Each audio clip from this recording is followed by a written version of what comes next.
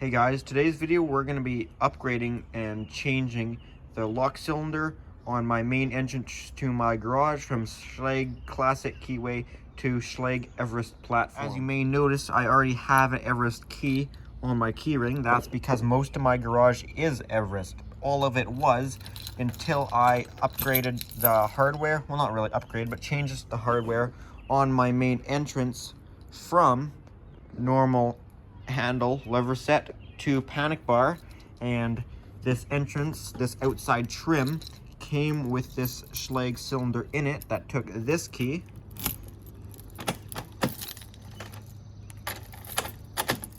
But I don't want it taking this key using the Schlage Classic system. I want it to be the Everest key that the rest of my garage takes. Even though this is very rarely getting used, as usually access control is what will be used, I still want it keyed to the Everest key as it's slightly more secure and it'll match the rest of the garage, so I don't have to carry this key around with me. I can just have the Everest key that does everything else. Now, I could have put in a blank cylinder as it's not used, but I like to have some mechanical override in case the electronic access ever fails.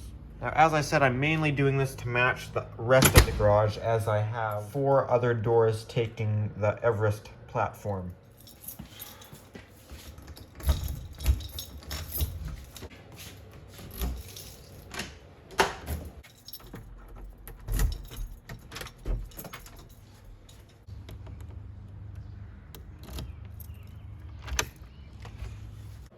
Okay, so here is my new Schlage Everest cylinder that's going to be going in to that panic hardware outside trim. So right now, this is the Everest key that operates this lock. As you see, works completely fine. Now, usually the first thing I would do is put this key in the key gauge, figure out the depth of all the cuts so I can reuse the pins in this lock and put them back in the pinning kit. However, we already have our binning code on this key right here, if you guys can see that. Not both of them don't have it, but this one does. So we're good as far as that goes for the keys, the operating keys right now. But something I will need is, since the key that we're keying it to doesn't have the binning code on it, we will need to measure it with the key gauge. So I'll do what I always do, where I'll give you guys the first 3 cuts and the second 3 will stay secret.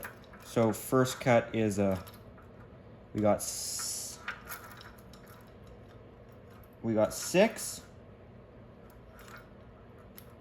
9, 4.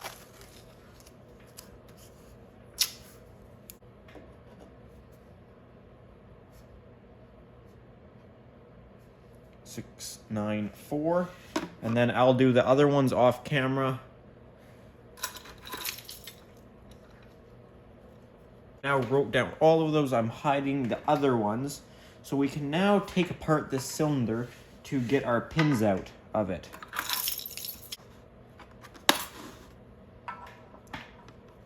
Alright, so let's do this. Now, by the way, this is an educational video. I know, oh yeah, by the way, I want to mention this isn't a mortise cylinder where it's threaded. This is what's called a rim cylinder, where there's threaded screws in the back.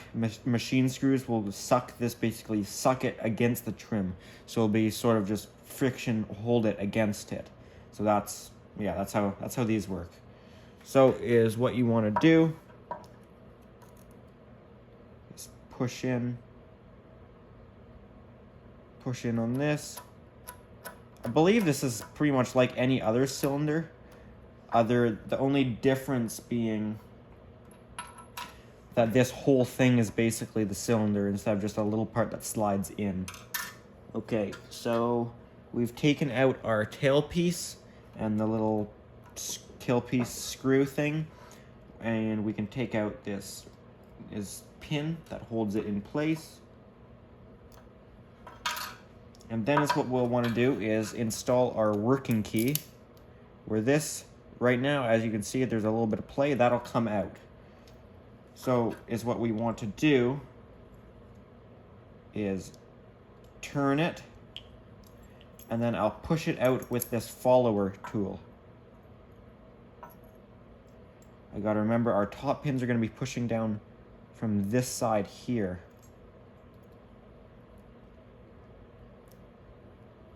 Top pins are gonna be pushing down from that side, so turn it at a slight angle and make sure that this follower will catch where our top pins will be coming from.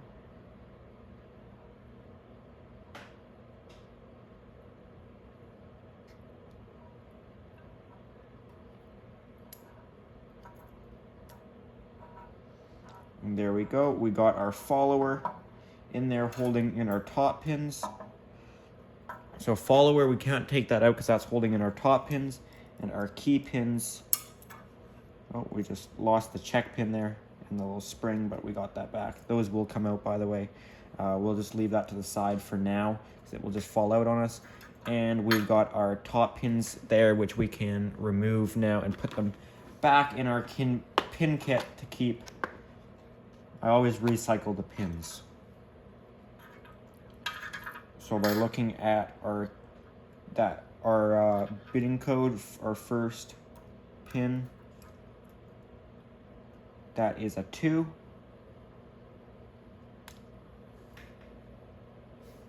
We've then got a 3. We've then got a 1. We've then got a 4, 5, 7. Okay, I just lost 2 there, but I can tell this is the smaller one, so that would be 4, 5, and that would be 7.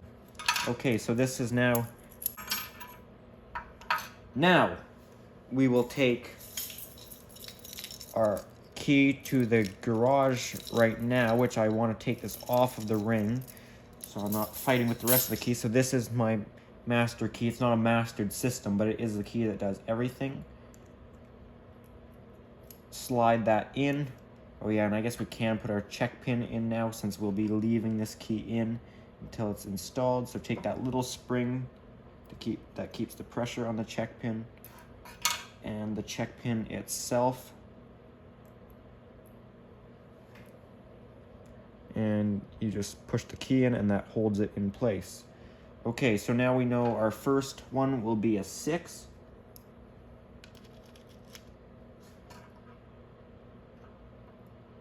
So we'll take a 6, drop it down in there.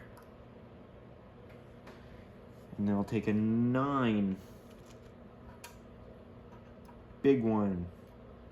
Drop it down in there. Then we'll take a 4.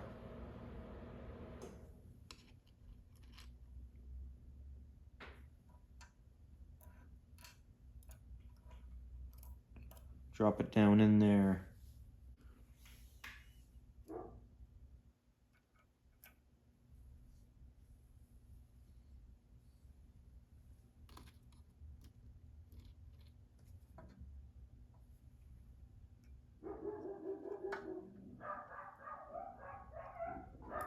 Dogs seem unhappy about something. Hey, you stop that.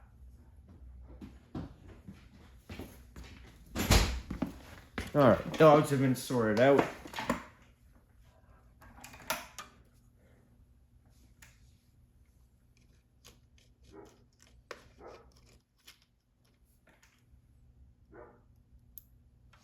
Okay, now before I put that back in, you can see the shear line looks good and smooth, like that's not gonna screw us over. So we should be good to put that back in the cylinder.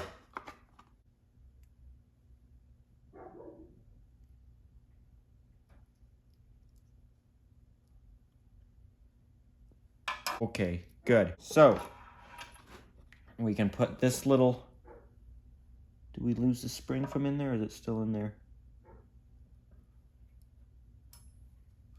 Well, that kind of just fell in there. Okay, we must have lost the spring. Drop that down.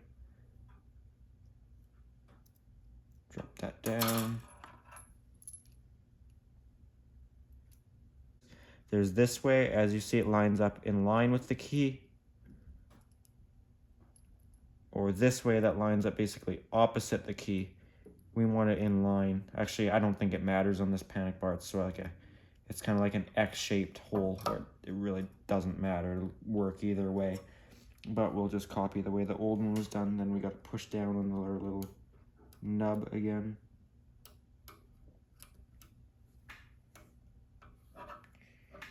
And keep it depressed until it's all the way threaded on there.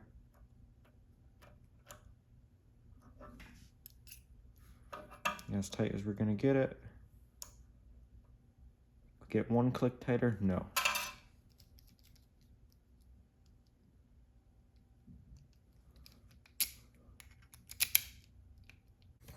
Okay, now we gotta get this cylinder out, which again, I don't know how to do this, but I'm going to figure it out. Learn as I go, right? Definitely no way to get it from this side, so I'm thinking the whole panic bar has to come off.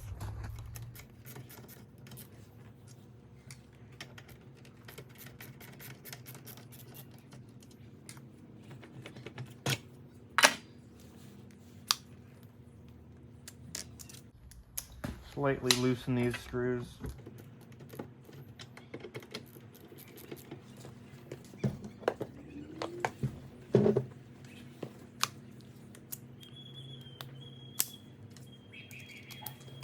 Alright, I'm now going to take off this end of the panic bar, which I think this is the end that we gotta undo the screws that go through to the outside trim, and will be able to get us access to that cylinder. It shouldn't be too hard, I don't think, if this goes the way I'm planning it to.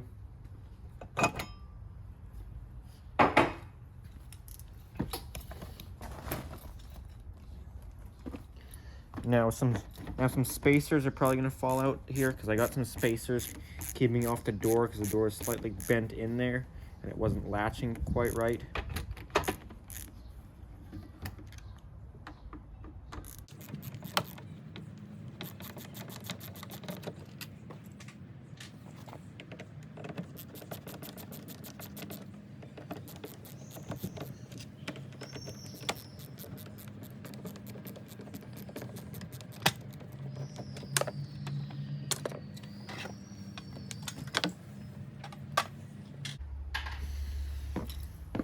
Alright, now a couple of those stuck actually. You know what, I think we might be able to leave that whole outside trim here in place. I think actually all it might be are those two flat blade screws, flathead screws.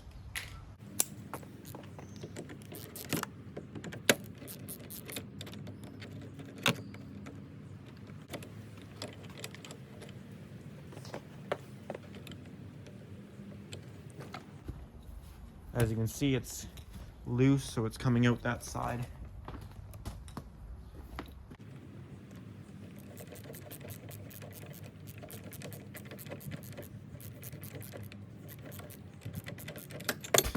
All right, there it just fell out.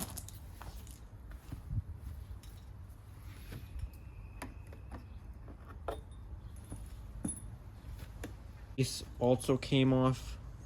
This piece also came off with it, so I can reuse that, even though I did get a new one of those too. Alright, cool. So here is our old cylinder that I just took off. And here's our new one. Our new one doesn't have Schlage on it, but that's fine, I don't care. Otherwise, it looks pretty well the same. And that should sit in this fine. Yes, it does, it sits in that just fine.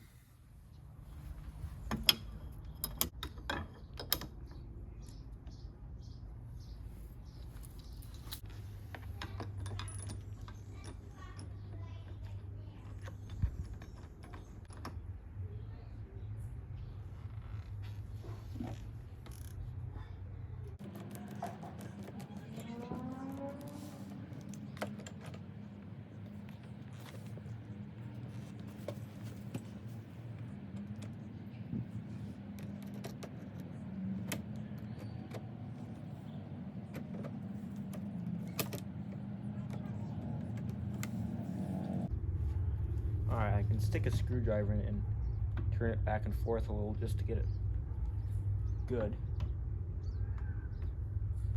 And that looks pretty good right there, so we can tighten down our other screw.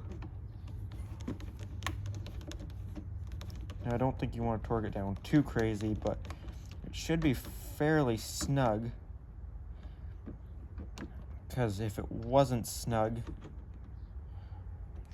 I would imagine you could just put any key in it and turn the whole thing, and that would basically unlock your exit device.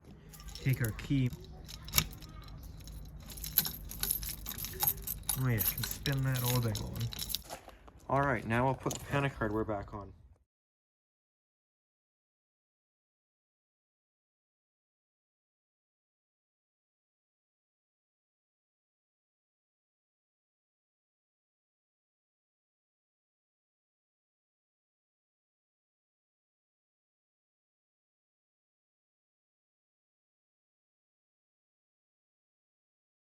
Alright, well, this should be good.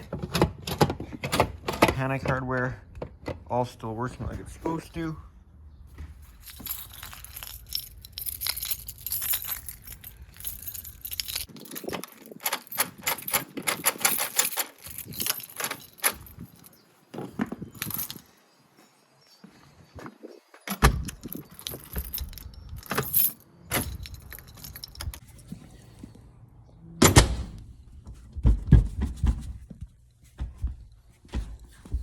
Alright, well, our old cylinder can go in the area of lock stuff. This is what I was, hold on.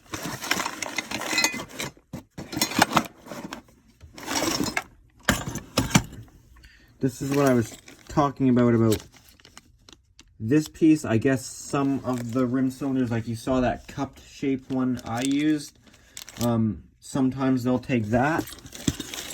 That was the extra trim thing. Or then sometimes, like this one, this is the one I used right here. That's the same one that was on there, but I already had one, so I didn't need to use that.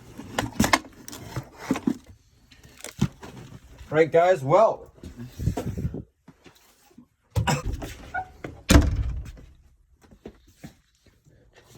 this is how you do it. The quickest. Like, lots of people have those annoying door closers where you gotta, like, actually touch them. Look at my kick to touch. Oh, yeah, drops the lock, closes the door. Oh, yeah! Alright, guys. Oh, shoot! Gotta put the tripod away. I'm getting there, I promise. Alright, if you enjoyed this video, make sure to give it thumbs up. If you have any comments or questions, make sure to put those down in the comment section down below. Thanks for watching. Ooh, look at that. Schlage Everest. Schlage Everest. Schlage Everest. Oh, would you look at that? Oh, yeah.